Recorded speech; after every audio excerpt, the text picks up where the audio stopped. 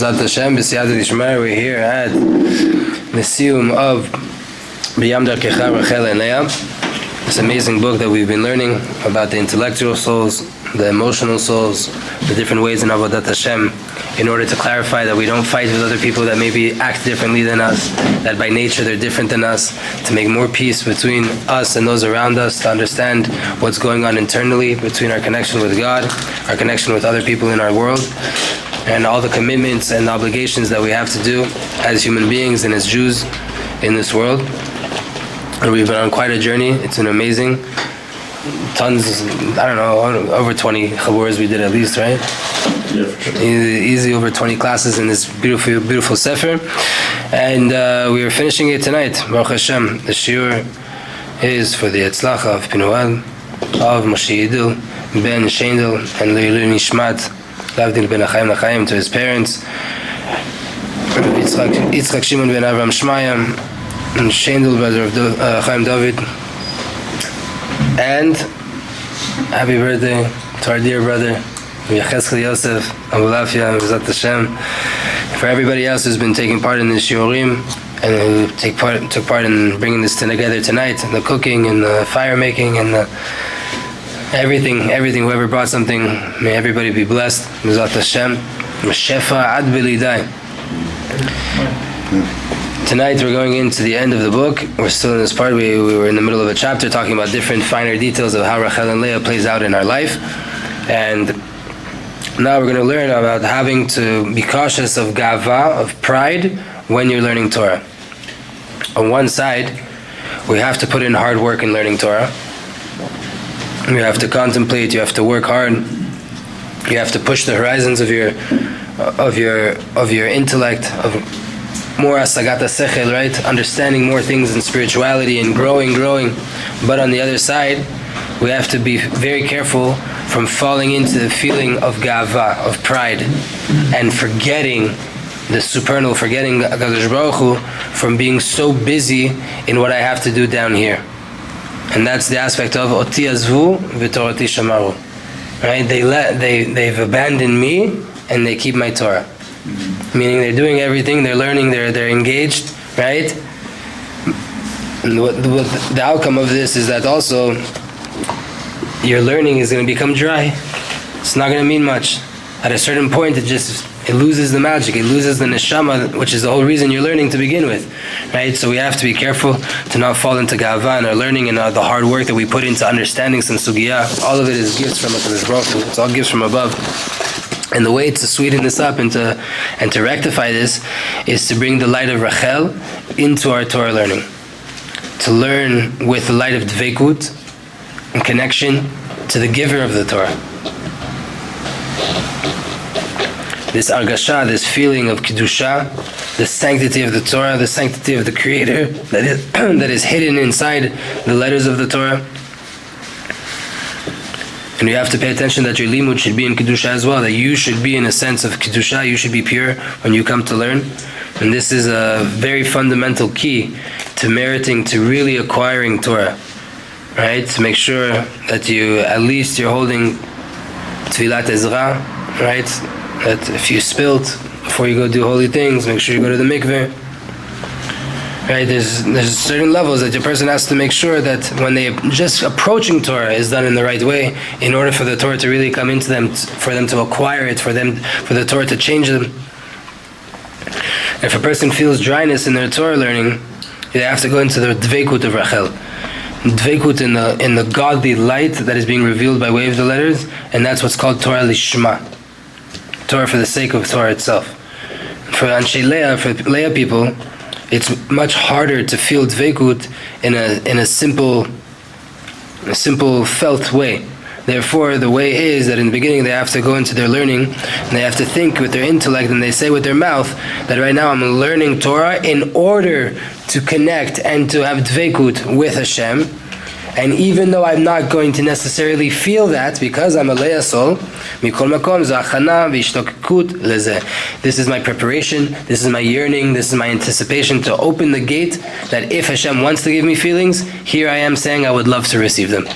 Right? I know that there's a soul behind the words that I'm learning. It's not just ink on a page, right? It's not a textbook.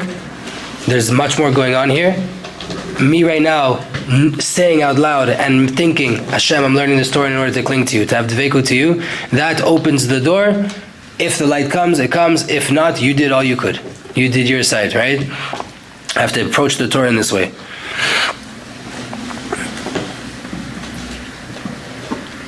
And then you have to put in the hard work.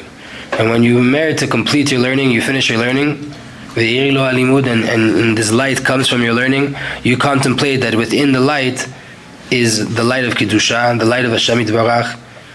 And it's not just this feeling of satiation, of external success, that I completed a book, I understood what I needed to learn. That's not what I'm feeling now, right? Tonight we're doing a Siyum.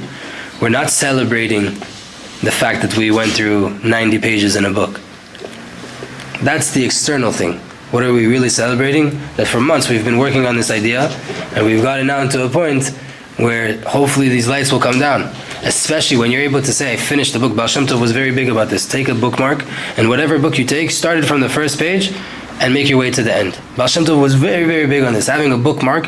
Why? Because it could be for 2 years you don't touch the book. But when you come back, start where you were.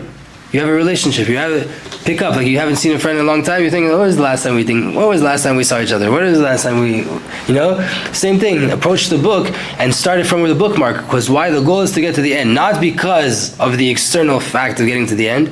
No. Experience the whole entire book. Make your way through the book. Download the whole entire message. And now you know what the book's saying. You could never know a book from a few pages. You could get a few ideas, it could help you, but to say you know what the book was coming down to teach, it's very hard. You have to be in it. You have to make your way through it.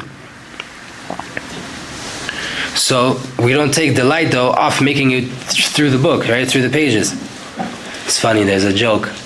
I can't maybe remember who it was, the Hasidic Rebbe, one of the Hasidic Rebbes. They came to him and they said, Harav, why are there so many extra pages in the Siddur on Yom Kippur and Rosh Hashanah? There's so many things we don't say and we just skip through the pages.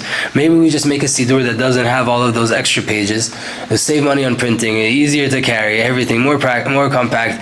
He says, and to take away the pleasure that a Jew has on Yom Kippur when he gets to skip forward in a few pages and he doesn't have to say, to take away the pleasure that a Yid feels by skipping those pages, you can't do that, right? So it's a joke, right? But obviously there's a message there, right? There's a message like everything else from the Hasidic Rebbe's. Right? We all know that feeling. And we have to remember that nothing spiritual will be revealed to a person without him putting in effort. Therefore, every single person is obligated to teach his soul how to put in effort, how to contemplate on the reality of Hashem while learning Torah. It's not going to happen just by reading more and more books, right? Showing up to the gym is great, but if you don't work out, and if you work out in an unhealthy way or in a way that's not really going to be beneficial, or you don't have a plan, and you're not building each body part, so then, okay, it's great, you're working out, you're healthier than most people, but you're not on a path of growth. You're not on a path of really building something that will improve your life overall in a holistic way. So too, when you approach Torah, just because it's a text and someone told you that God said you have to read these books, let's see how long that can last. Right? When you know that there's a godly light that is behind every single letter here, and every letter is made up of more letters. Right? Every single Hebrew letter is made up of other Hebrew letters. Just the image of it alone. Right? And each one of those has infinite depth. Spell Aleph, then spell Aleph, then spell Aleph. Right? It goes deeper and deeper and deeper and deeper. It's infinite levels of wisdom, of source, of joy, of insight, of tools for success in life. When you approach it that way, and the fact that I'm connecting to the creator of the soul, the giver of the Torah, my soul is attaching to his, then it's a whole different experience. That kind of Torah can change you as a person. That kind of Torah can give you light when you're in a very dark place. It's not a textbook anymore, right? And you can do this with any type of Torah. With the Chumash, in the place with no stories at all. In the middle of Vayikra, in the descriptions of the Mishkan and all the little pegs and the knobs and the art that was there, all of that is filled with life lessons.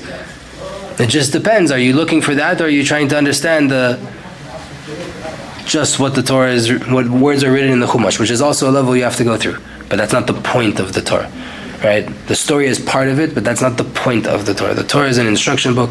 It's a guide. It's a manual of how to connect to Hashem. We have to approach it that way in order to get that out of it.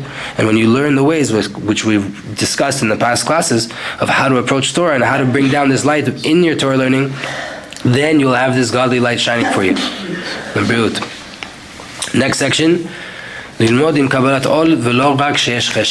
to learn with Kabbalat Ol, with a yoke on our neck, an obligation that I have to learn, not just when I have a nice feeling and I would really like to learn this Chassidut tonight or whatever.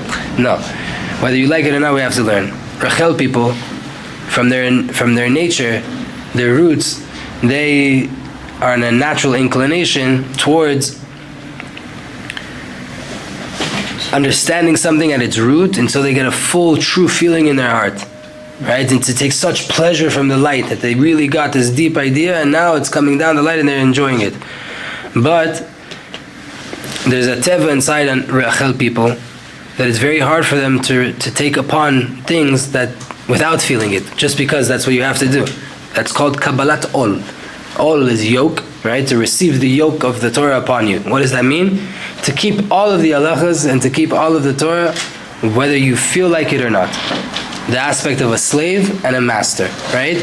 The slave says, I need you at 9 o'clock ready. You don't ask questions. It doesn't matter if you've eaten, it doesn't matter how you feel. So the master, right? The slave doesn't ask questions. Oh, at that time I have a basketball game. It doesn't really work out with the daf yomi. Can we? No.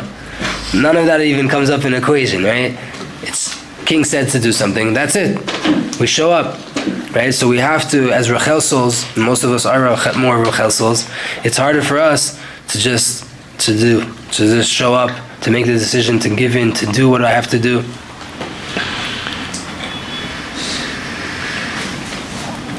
And you want to feel this light. You want to feel the light of completion, not the light of the process.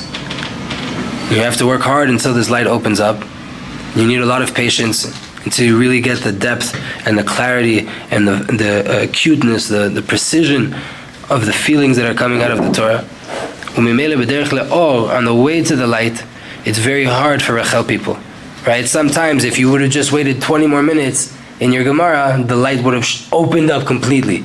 You got into some crazy thing in the Gemara that it's like, what? Sometimes it takes a few pages to get there. You just go through pages and pages of halacha, and then you get this crazy story that gives you energy for 2 weeks. You're just tripping on this crazy story from the Chachamim. But if you don't go through the process, right? Rachel souls, they don't want to. They just want to get to the outcome. They don't want to go through the whole process. You need to learn how to do that. And that's where most people fall. But since they want the light, they just want it without effort, therefore they start to learn bikiyut, right? We have iyun and bikiyut. Iyun means learning an idea deeply until I really get it. And bikiyut is covering ground, right? So Rachel souls, because they don't want to go very deep, meaning they want to feel deep, but they don't want to learn deep. They don't want to spend 30 days learning one page of Gemara, which is completely possible, right? They don't want to do that. I would rather learn one page every day for 30 days, right? Give me more, because there's enough light in each one of it, right? I can find the light there. And it's not okay in Torah. You can't really just do that. You have to learn.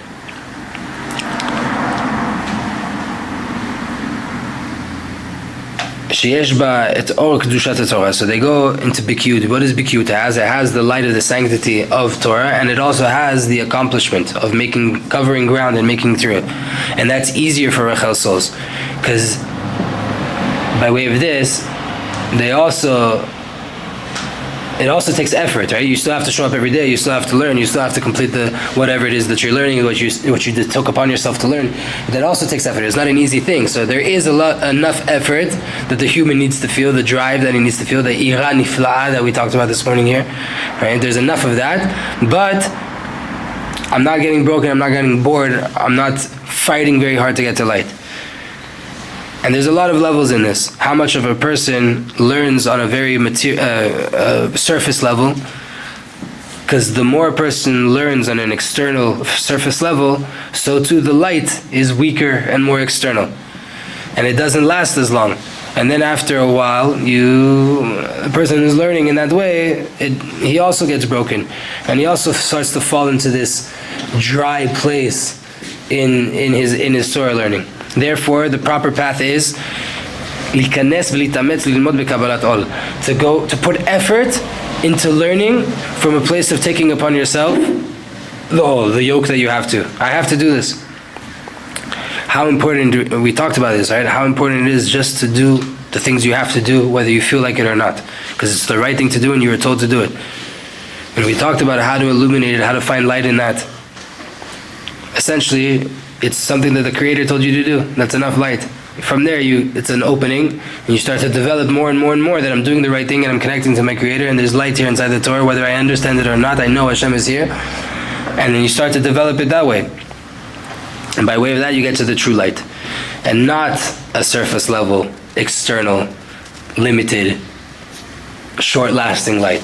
It's going to be something that won't disappoint you. It's going to be something that stays with you, that illuminates your life and changes you. And when you start to learn something in Iyun, he says here, you should have a seder in Iyun and you should have a seder in Bikiyut. Meaning you should have certain learnings that you're going very slow and going deep, and you should have learnings that you're taking more time, right? That you're going faster and covering more ground. And also, your bikiyut, when you're covering ground, you still have to do it in a way that you're understanding. It's not just to read the pages. Sometimes you have to just read pages, because when you're in katnut and everything's dark and you still have to learn. There's also another level. Like we said, there's many levels to this, right? But you have to get to a point where you're understanding everything you're learning, and you have to be able to summarize it to yourself and not learn just on a covering words, reading words. Because we have to put in effort in the beginning of our learning, and we have to take upon ourselves the yoke, and to blacken ourselves, to darken ourselves, to put in the work, to put in the dirty work that's needed in learning Torah. We have to get dirty, we have to put in effort. It's not an easy thing to do. Ben be'etzem alimud, whether we're in the middle of learning, ben be'yun, whether we're going deep right now, or whether we're summarizing right now. And afterwards, be'ezrat Hashem, the good taste, the good pleasant taste that comes in learning will come, and all of the effort that you had to put in will become clear why it was so hard and why it needed so much of a process to get to that light. Yeah. Next thing, what are the ways of Bikiyut and what are the ways of Iyun of Rachel and Leah? In the root of these things, Leah's souls, the root of Leah is more on the chitzoniyut, more on the external. So, therefore,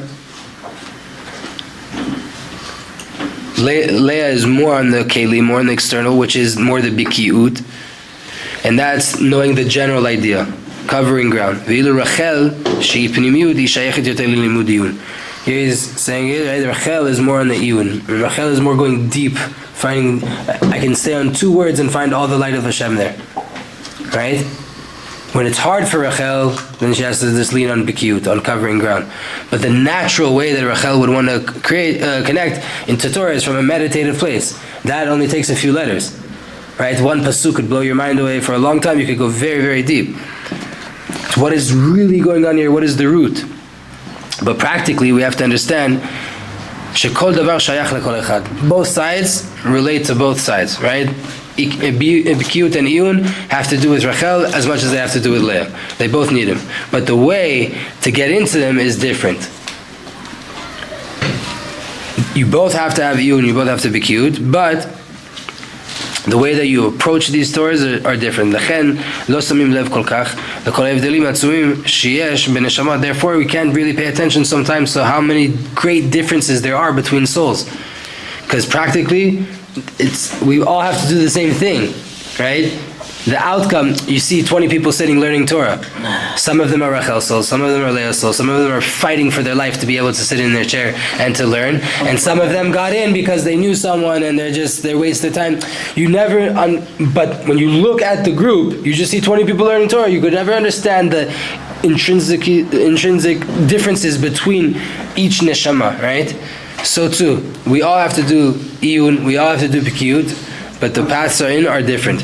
The way of iyun for Rachel, the way of going deep for Rachel, is to get to the most pnimiyut idea of the Torah that's being taught, to the finest understanding and feeling, what's called uvtana deliba, the wisdom of the heart.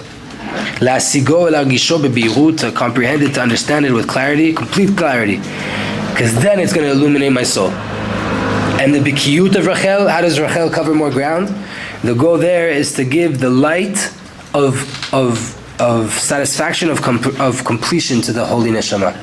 You have to give your neshama the feeling of accomplishment, a feeling of, right? Sometimes Rachel in iyun is getting light from not doing so much, but from going really, really deep, right? Big light from a deep few words, a few ideas, a paragraph. On the other side, where you're not getting that, she still needs light. Rachel's soul still needs to receive light. So where is it receiving the light from? From covering ground. Today I learned 2 pages of Gemara. Today I covered so much ground. I know that's a big mitzvah. I know it's Talmud Torah, Keneged Kulam. All these things are holy, right? The satisfaction of covering ground and doing more mitzvot consistently, that's where the light is coming from. Or by knowing more, right? You learn a lot of Torah, or you know more Torah now. You make more connections between different parts in the Torah, right? And also there's an inner light, but it's a more external light, the light of bikiyut, right? It's the light of covering ground. It's not going as deep. It's an external light of satisfaction of making accomplishments, which is also a holy thing, especially in Torah.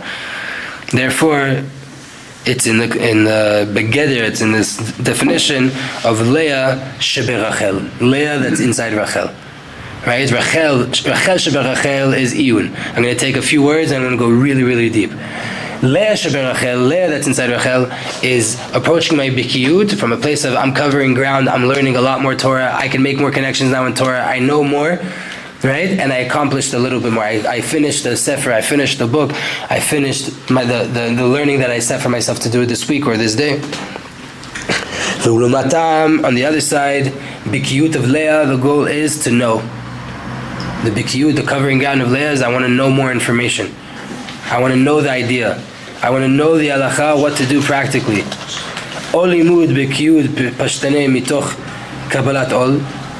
Learning bikiyut, covering ground from a simple place of just taking upon myself yoke. I know I have to finish the Shulchan Aruch through my life. I know I have to finish the Gemara through my life. So every day I set up for myself to finish 1 page, right? And I'm covering ground. I'm not going so deep, but I'm learning more, and I'm doing what I have to do, which is always the easier way for Leah, to do what they have to do without getting into the emotions, right? To sit and to learn, because that's the will of Hashem. And there's also ways of Leah in iyun. The way there is the aspect of Rachel that's in Leah. Putting in hard work, Leah, in order to understand the inner meaning here, Rachel.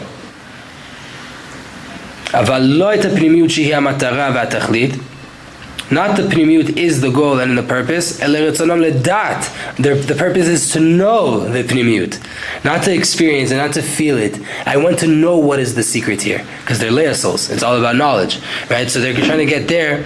They're putting in hard work to understand the idea in its finest depths, in order to understand it, not to experience it like a Rachel soul would. המכוון החיצוני המדויק להבין מה בדיוק בהגדרה של הנאמר. Give me a precise external definition of the inner idea, right? It's interesting for those of you who have been following the whole entire book. It's like now we're getting to Rachel shebe Leah, Leah shebe Rachel, the finer details, the finer.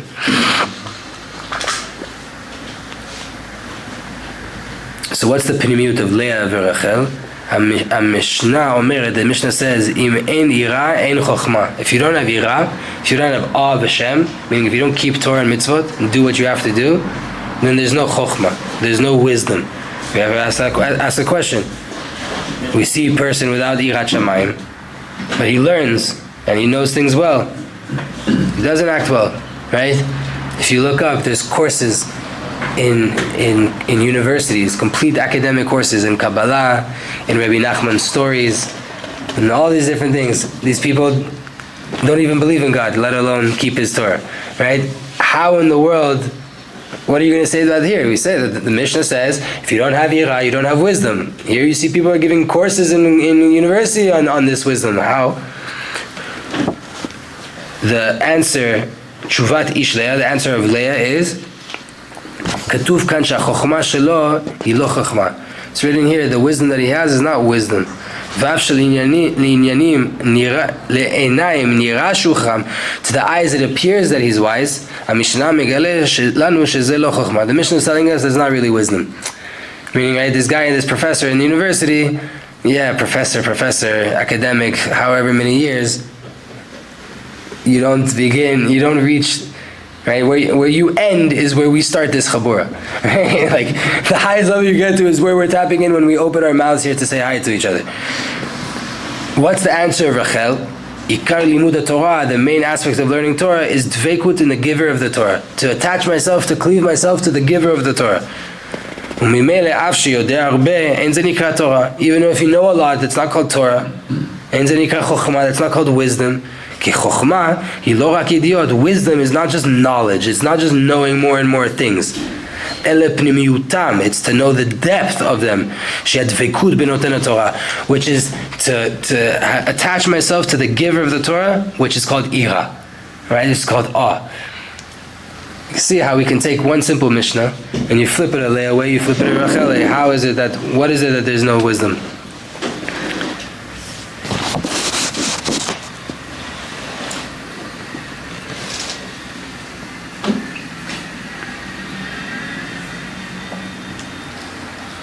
In Beit Brisk is a shita in Torah, approach in Torah, a yeshiva that there was. Ashkenazi Lithuanian approach in learning Gemara, and it could be argued, but if you had to put it down on paper, they're probably the sharpest Gemara learners in the world. If not amongst the top 3 camps in the Jewish people, right? Their way of approaching the Gemara, it's not suggested for everybody, it doesn't work for everybody, but their brains are crazy analytical. Like, they tear the Gemara apart, ask no stone is left unturned. It's out of this world. Brisk is known for their Gemara learning. And in Brisk, they have a tradition, Lo sho'alim lama ela ma. We don't ask lama, we don't ask why, we ask what. It's an approach that they have in the Torah. Don't ask questions of why. Ask what. Lama belongs to Rachel. Why belongs to Rachel? That's already an inner reason. לא סוברים שאת זה אי אפשר לנו להשיג. אבל אם הם כן רוצים עיון. We don't say we can't go there. We can't comprehend it. We're not saying we can't comprehend it. But we want to go deep. We want עיון. כן רוצים פנימיות, להבין מה בדיוק נאמר ולא לדעת רק בשטחיות. We don't want to only, right? We don't want external things. We want to go deeper. כך שעיון של Leah, so the עיון of Leah, the deeper learning of Leah, the idea there, שלא די לדעת שיש כזה הלכה. It's not enough to know that there's an halacha on this. חמור נושא ספרים. That's the aspect of what Chazal calls the donkey carrying books. Okay, so you know a bunch of halachas, you know a bunch of things that are written in all the Jewish books. Very good. What is being said here at the root? When Chazal tell you, wake up in the morning, put your right shoe and then your left shoe and then tie your left shoe and then tie your right shoe. Very good. We all know that as religious Jews. What does it mean? What's going on? Why in the world do the rabbis bichlal, let's put another picture, why does God care how I put my shoes on? And as a Jew, I'm not allowed to put my shoes on a different way, and if I did it the wrong way, I should take them off and put them on again. So much so. Take you put them on again? I thought you have to go the whole day without shoes. That's your punishment. That's your chumrah. Right? So why? Okay, we don't have to get into the depth of right, left, right now, but It's not enough sometimes. You have to go deeper. Lavin ma ne'emar kan. What is being said here? Not why do I have to put my right and my left and left and right. It's very nice. And a person could ask a why question but really they're saying what, right? Why did Hashem make it like that? Really what they mean is what's going on here. They're asking, it could be in our times, right? I'm saying, but we're getting here to the depth of what's being said. Don't approach the Torah and Halacha and Gemara of why. No, what's going on here? What's being told to me? What am I being taught right now in life? What's going inside? You could ask why. That's also okay. But get to the depth, and the depth has to be ma. And what's ma? Chochma, koach ma, the power of nothingness, the power of me not knowing, and asking Hakadosh Baruch Hu, what's going on here? What do you want to tell me? What are you talking to me about? That's a whole different approach to Torah. So obviously, the completion is to acquire the other side as well. Right? You have to do your part down here, and it's the best way possible. But we also have to understand the pnimiut of the ideas. We have to do our best job, but we have to get deep as well. What's hidden in the Torah? What's the inner aspects? What is being said? And when we get to this finer understanding, this finer feeling, we understand how much is here and how good it is, what quality and what quantity is inside of this Torah, this sea of wisdom. On one side, I have to seek out that, and I have to know the whole entire Torah. On the other side, alright, and I have to learn it at every given moment. On the other side, I can't lose the inner aspect, the looking deeper. I have to be able to go into detail sometimes. I have to contemplate in my heart. I have to understand finer details, finer secrets, the inner aspects and the intentions of the Torah. And that's what breaks the external klipa. And a person gets to taste the real, true teaching. And this is the light of Chazara. When you learn, you've already learned the information, right? You already know the idea, and you repeat it. Now all of a sudden, you're getting to a whole nother level, and it starts to develop different things inside of you. I think we might have said it last time, but if not, a short recap: when a person learns Tanakh, they're helping themselves in Chazara, meaning they learn Tanakh, they've understood the idea, and now they read the exact same thing over and over and over again. In just repetition, just to drill it into their head, they already understand it, right? This is what's called Chazara, repetition. When a person does that in Tanakh, they're intensifying their ability of Kabbalat Ol, of taking upon themselves the yoke of doing things whether they feel like it or not, keeping the Torah.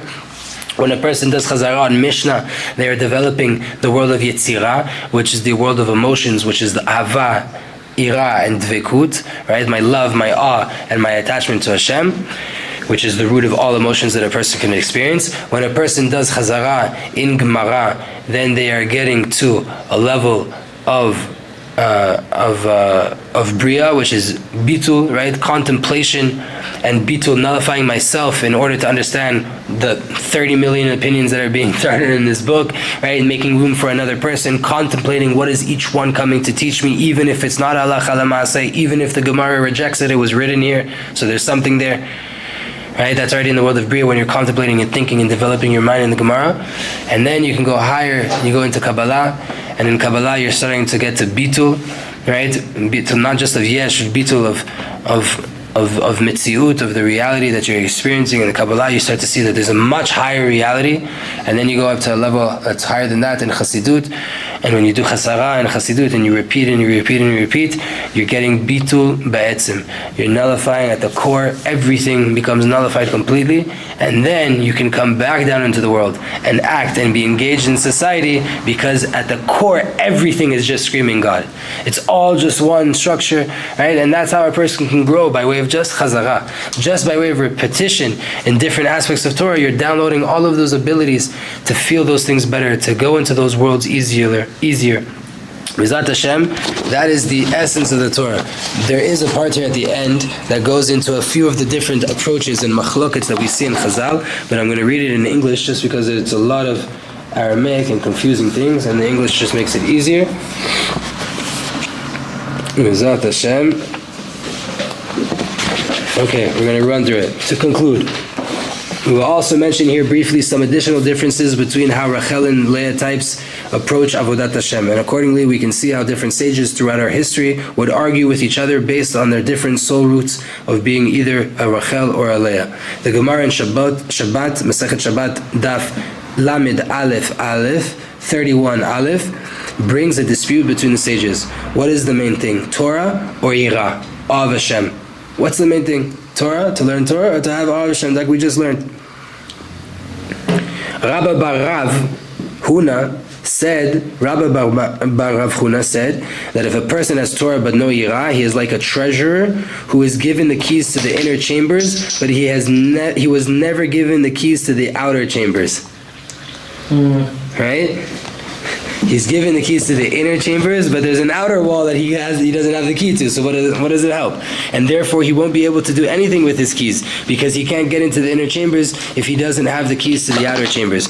Rabbi Yanai argued, Torah is like a doorway that leads to a courtyard, and Yirah is like the courtyard, and the purpose of the doorway, the purpose which the doorway leads to. Machloket. Rabbi Bar Huna was of the view that Torah is more important quality to have than Yirah. It's more important for you to have more Torah than it is for you to have Yirah. Although Yirah is important too, he held that it is not more important than one's Torah learning. The entire gain of Yirah is that it enables one's Torah to be genuine. Rabbi Bar Huna viewed Yirah as a condition that is needed for Torah, that is one's Torah, which is more important than anything else. Rabbi Yanai, though, was of the view that Torah is merely the doorway that leads a person into the courtyard, which is Yirah. He was of the view that one's Yirah is more important than one's Torah. Rabbi Yanai, who viewed having Yirah as more important than one's Torah learning, was a Rachel type tzaddik. The Rachel type tzaddikim always viewed Yirah as being a primary quality. Yirah is the concept of reaching and revealing Elokut, godliness, in this world. To the Rachel type tzaddikim, Elokut is everything, godliness is everything. Hence Rabbi Yanai, a tzaddik with a shorsh and neshama and Rachel, viewed one's Yirah as being more important than one's Torah. Rav Huna, though, who viewed Torah as being more important than Yirah, was a Leah type tzaddik, since the Torah is the greatest and loftiest tool that is given to a human being, tool. Rav Huna viewed Torah as the important aspect, even more important than Yirah. That is the view of Leah type tzaddik. Nothing is more important than Torah. The Gemara continues the discussion by citing a story of two other sages, Rabbi Shimon and Rabbi Elazar, who were sitting together. Suddenly, the sage Rabbi Yaakov Bar Acha walked in. Rabbi Elazar said, "Let us stand up in his honor because he is someone who fears sin." Rabbi Shimon said, "Let us stand up for his honor because he possesses Torah." Rabbi Elazar quipped back to him, "I am saying that he is someone who possesses fear of sin, and you are telling me that he possesses Torah. Let us try to understand this disagreement. Also, let's try to understand why Rabbi Shimon didn't respond back to Rabbi Elazar after that." Rabbi Elazar was of the view that Yirah is more important than Torah, because he was a Rachel type tzaddik, whereas Rabbi Shimon held that Torah is more important than Yirah, because he was a Leah type tzaddik. But why didn't Rabbi Shimon respond back to Rabbi Elazar's quip to him? Why didn't Rabbi Shimon say back to him, "And I think that possessing Torah is more important than having Yirah"?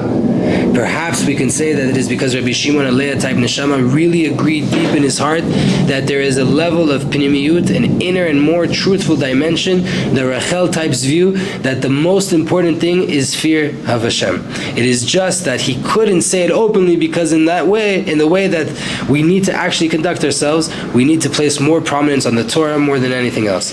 That is why Rabbi Shimon was emphasizing the importance of possessing Torah wisdom, but deep down he felt humbled on the path of Rachel, that the most important thing is to fear Hashem. A similar argument took place between two other sages. The Gemara says, Rav Chia Bar Ami said in the name of Ula, that from the day that Beit HaMikdash was destroyed, Hashem has nothing in his world other than the 4 Dalet Amot of Halacha. The Balatanya talks about this a lot, right? Halacha is Otiot HaKala. Halacha is the bride, right? The bride is the Shechina. Where do you want to find the Shechina? She's in the Halacha. Every Dalet Amot, every step that you can take, it's completely connected to the Kala, to the bride. Elsewhere, the Gemara quotes from Rav Yochanan in the name of Rabbi Elazar, Hashem has nothing in the world other than the fear of heaven alone. Right? All you have is halacha, dalat amot, halacha. All you have is Yira. The explanation of this argument is that Rabbi Elazar was a Rachel type neshama, and therefore he viewed fear of heaven as being the most important thing, whereas Ula was a Leah type neshama who viewed Torah as the most important thing. We'll do one more section, and then you have, if whoever wants to look in the book, we can do it. How to view physical suffering. Another argument that took place between the sages is regarding Yisurim, physical suffering. Is it good for a person when he suffers, or is it bad for a person to suffer? The view of Rebbe, as well as the view of Rabbi Elazar ben Rabbi Shimon, Rashbi's son, was suffering is precious. It's great to have Yisurim. It's great to go through hard times in this world. Rabbi Yochanan argued, saying that he didn't want suffering, and he didn't even want the reward that comes with the suffering. Right? Don't give me the test, and don't give me the reward of it. Don't let me just be. Leave me alone. Let me go through life. I'm not going to pass, and even if I did, I don't want even the risk of failing. We can understand the argument in terms of the difference between how Leah types and Rachel types approach Avodat Hashem. Rabbi and Rabbi Elazar ben Rabbi Shimon were Leah type tzaddikim, and they chose the path of physical suffering as a way to purify themselves. Rabbi Yochanan, though, was a Rachel type. In fact, both of the sages, Rabbi Yochanan and Rabbi Elazar, said about himself, I am from those who descend from Yosef. The Rachel type tzaddikim did not think it was better for them to suffer because it bothers their concentration and it takes them away from Hashem, and that is why they preferred not to suffer. Do we want to keep going, or we're going to stop? It's 2 more pages. Yeah, we finish the book properly. Turning the physical holy versus separating from the physical. Another argument in the sages, the Gemara says, if one wants to have enjoyment, he should have enjoyment the way Elisha did. If one wants to abstain from enjoyment, he should act like Shmuel Haramati. These were 2 different types of avodah, right? Elisha, the student of Eliyahu, and Shmuel, which is Shmuel Hanavi.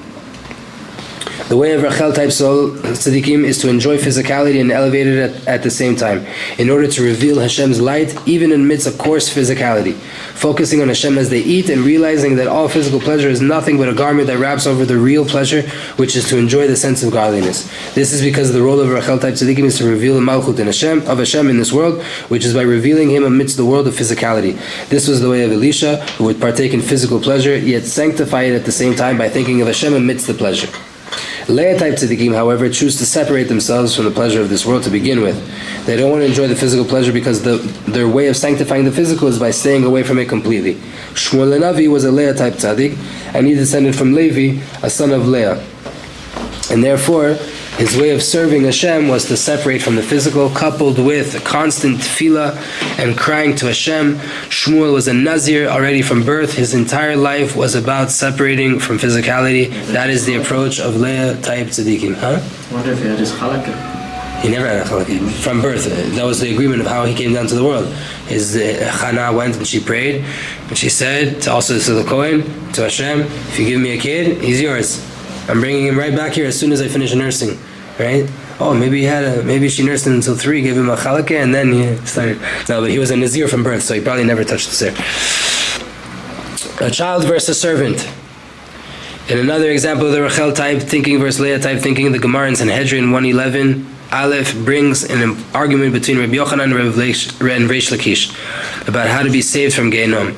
According to Reish Lakish, right? So Reish Lakish was a Baal Tshuva. He was a big gangster and went to yeshiva because he saw a beautiful person in the water in the river taking a bath. He jumped across to get to what he thought was her, and it was a him. And when he got there, the rabbi said to him, listen, if you think I'm beautiful, I have a sister, she's gorgeous. If you go learn Torah, you can be with her. A person with your strength, if you prove your ways and stop robbing people and stop being a gangster, I'll give you my sister. And he went and he became one of the biggest rabbis ever. He's not buried too far away from here. And he's a cool guy because he was a gangster. He was like really, really like a pirate up here in the Galil, right? Waiting in valleys and robbing convoys and all this thing. And he became a mighty, mighty, mighty, mighty person. When he jumped across the river, once he agreed to that thing, he went to go jump back across the river, and he already lost his power. Why? You come into Torah, that's it. Now you have to work. You want to be a gangster? No problem. You want to abuse this world? You have all the power, you have all the money, you get everything you want, open a credit card, steal from people, do whatever you want. You want to come into Torah, you're going to lose all those physical powers. It's not the way. You can get them back. They're possible to get them. There's a cloud that we have in the Gemara. Any Tana or Amora that their name was mentioned in the Gemara, they had the ability to revive the dead, to resurrect the dead. If their name was mentioned in the Gemara, they have the ability to resurrect the dead. Right? Reish Lakish went from being a gangster to being a person that has the ability with Kabbalah to resurrect the dead from his sanctity. Went from killing people to resurrecting them. Rabbi Yochanan, as mentioned earlier, was a Rachel type tzaddik who has the view of a ben, a child, right? Sorry, we didn't even mention it. According to Reish Lakish, if a person keeps the entire Torah except for one mitzvah that he doesn't keep, the person goes to Gehenna for this. Meaning any mistake you make, you have to go fix it up. You have to clean it up. Rabbi Yochanan held the opposite. Even if a person only keeps one mitzvah of the Torah, he doesn't go to Gehenna. One mitzvah has the power to clean you up, you don't need it. Rabbi Yochanan, as mentioned earlier, was a Rachel type tzaddik who has the view of a ben, a child to Hashem. And that is why he held that even one mitzvah, one time you listen to your father, saves you from Gehenna. Reish Lakish was a Leah type tzaddik, had the view of an Eved, a servant towards Hashem. And that is why he held that if a person doesn't keep even one mitzvah, he goes to Gehenna, just like a servant who doesn't fully listen to his master's words. Gazing at the Shekhinah versus looking away. The Gemara in Brachot 7 Aleph has an argument if Moshe should have gazed at the Shekhinah or not. According to one view, Moshe wished to see the Shekhinah, and Hashem said to him, "You cannot view my face." According to a different view, Moshe received the shining countenance on his face, and in reward for not gazing at the Shekhinah. Right? One says, "I want to look," he says, "You can't look." The other says, he didn't look, and then he got something because of not looking. According to one view in the Gemara, that Hashem rebuked Moshe for not looking at the Shekhinah the very first time when Hashem had revealed the Shekhinah, the burning bush. Right? Moshe didn't want to look at the bush, he looked away. So here there's one opinion that Hashem said, "What are you doing? I'm showing you revelations, you want to look away?" And therefore later, at a later time, when Moshe wished to see the Shekhinah, Hashem rebuked him, saying, "When I wanted to show myself to you, you did not want to look. Now you want to see me, and I don't want to." This view was the Rachel type view, that a tzaddik should gaze at the Shekhinah and experience deeper revelations of Hashem's presence. The other view, which maintains that Moshe was rewarded for not looking, is the Leah type's view, which is that is preferable to humble oneself and feel unworthy of gazing at the Shekhinah and to look away from it. Last little bit, Rabbi Abahu's disappointment at the end of his life. The Talmud Yerushalmi says that before Rabbi Abahu was about to leave the world, he was shown from heaven that his reward will look like, what his reward will look like. Whereupon he said, "It is for nothing that I toiled." This is all for money. The meaning of this is that he had always felt throughout his life that he was not succeeding in his personal task. He was a Leah type tzaddik who was able to work very hard and put in a lot of effort, even though he didn't feel successful enough. He took upon himself the duties of serving Hashem, regardless of how he felt about himself. There are numerous other examples as well of how the arguments between our sages were really rooted in these different soul roots of Rachel and Leah, and accordingly, they had different approaches of how a person should serve Hashem. Chazak, chazak, v'nitchazek. Mazal tov, l'chaim, l'chaim. Baruch Hashem. Tam v'nishlam. Seder Rachel v'Leah. B'zat Hashem. Thank you. May we come back to this book again 100 times in our life, 100 more times in our life. May we come do this and complete this. May Hashem bring down all of these lights of Rachel and Leah into our souls. May we understand ourselves and those around us more, situations that we find ourselves in, to really be able to make the most complete ichud possible, unity between soul and body, unity between Rachel and Leah, which is essentially what the Navi says, Yechezkel says, the prophet, that you have the one staff of Ephraim and the one staff of Yehuda, and they shall be unified in his hands, right? Achadim beyadecha, they should be unified. That is Yosef and Yehuda, that is Rachel and Leah, and that is David, right? Mashiach ben David, but with a Yud. David usually is spelled Dalid, Vav, Dalid, but you can spell it with a Yud, and there's a few times it's written like that in Tanakh.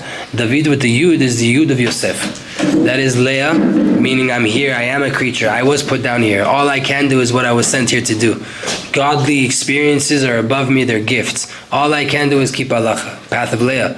But I'm always seeking out, and I know that there's an inner light. And I know that that's really, really the ultimate goal, is to attach myself to the Creator, and that's the light of Yosef, and that's the Yud that gets put inside David.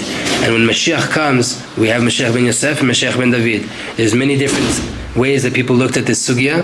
Some tzaddikim held that it was two different people. Some tzaddikim held that it is one person. Reb Nachman was one of the people that said that they're unified. That it's one person that comes, Mashiach ben David, Mashiach ben Yosef. It's one being that includes inside of him all of the lights. Right? That there's a complete unification, like the Navi says, there will become unified in your hand. These two paths. That's what we're trying to get to. That's what we're trying to do. That's what we're trying to feel. That's what we're trying to know.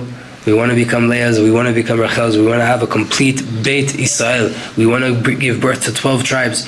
We want to give birth to all of the completion of the unification of these two, and to live a balanced life, a life of Yaakov, right, where you have both of these tents, and you have children, and meaning you have fruit and offspring and good actions that come out of both worlds. When you're having a hard time and you're a Rachel soul and you don't feel like learning, you push yourself to learn. When you're a Leah soul and you have no problem showing up every day to pray exactly on time, you don't ever have pride about that, and you remember that the whole goal of showing up to that synagogue to pray is to connect to God, not to say the words on the page, right? We all have to tap into both sides. That's our goal, and that's what we're trying to do. May we be blessed to do it. Amen. Ken Yehi Ratzon. Torat Hashem temima, Torat Hashem temima, Meshivat Hashem temima, Toras Hashem temima, Toras Hashem temima, Meshivat Eidus Hashem temano,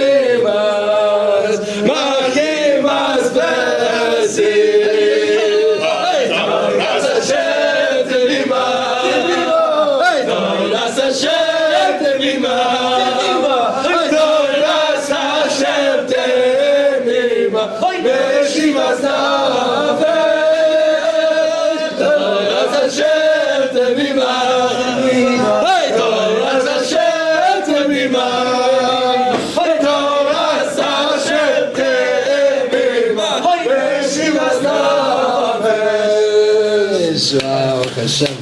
Hashem Tov says, Torah Hashem Tmima, the Torah of Hashem is complete, it's whole. Doesn't matter how many books have been written on it, we haven't touched a drop of water in the sea of the Torah. So too, we just finished the book, we have to know, we didn't even understand the book. We didn't even get it. 20 classes we went through, we didn't understand anything. Right? It's still perfect, it's still untouched, there's still infinite levels that we haven't revealed in just these books, in the 90 pages of this book that we just went through. Zad Hashem, we're going to get into Korvet Nafshi next week. We're starting a new book. We're taking the Chabura to a different place to go deeper, to make more peace between the souls. Stay tuned, stay connected. Be'ezat Hashem Yitbarach. Chazak Baruch. Follow, subscribe.